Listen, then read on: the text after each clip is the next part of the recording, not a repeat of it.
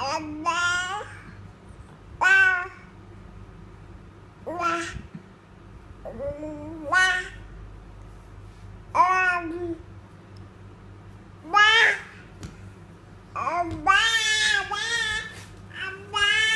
ơi, con gọi gà.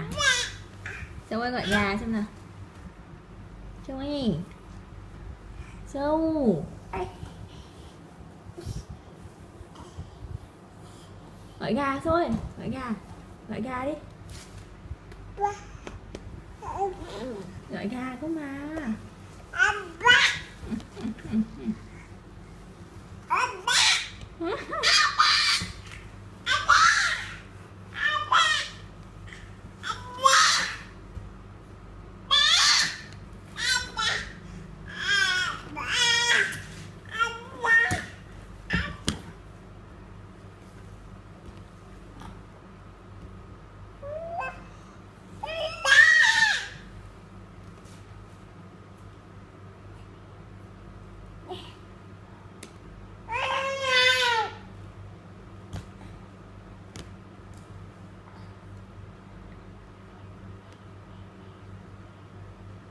Làm gì đấy?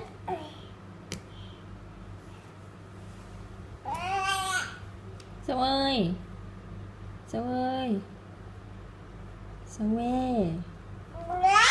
Dạ. À.